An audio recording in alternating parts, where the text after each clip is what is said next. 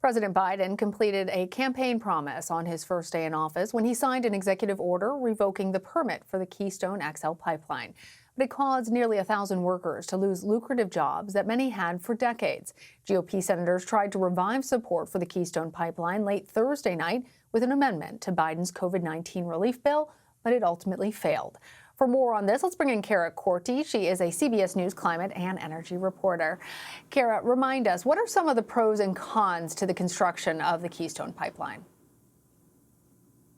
Well, one of the pros, Lana, kind of comes in the layout, and let's remind everyone of the context of what's happening here with Keystone.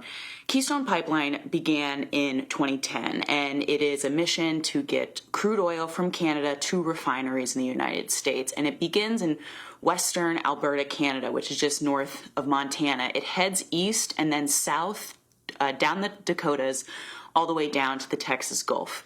And the mission of Keystone XL, which is a phase that has not yet been constructed, that President Biden revoked the permits for, the mission of XL is to create a shortcut of sorts from that far western point through Montana, through Nebraska, to meet the existing line.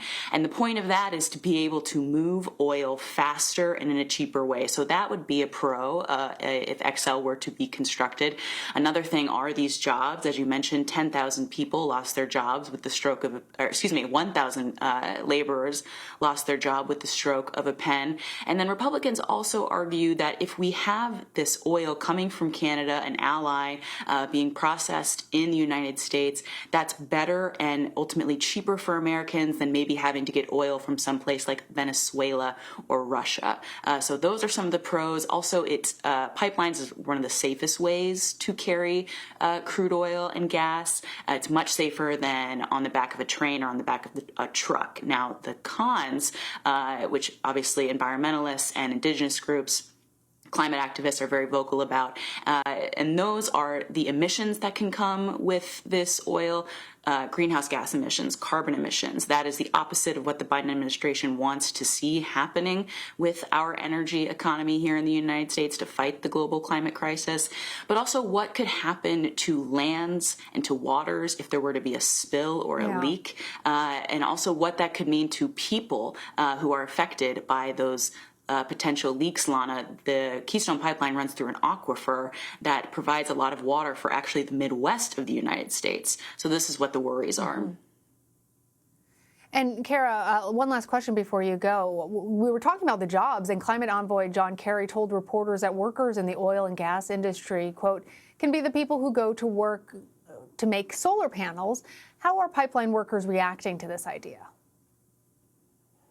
Yeah, they're pretty devastated, Lana. This has really upended their livelihoods. I spoke to one union laborer, Tyler Noel, who's from Aberdeen, South Dakota. He's worked on pipelines for 13 years, and he explained to me a couple things. One is how vital pipeline work is to these workers. It's very good work if you can get it. It's usually 6 days a week, 10 hours a day, so that gives them 20 hours of overtime that they can count on, which obviously subsidizes a lot of their living. But Tyler also told me, I spoke to him about this argument that workers can be transitioned into new green energy jobs, as the Biden administration argues.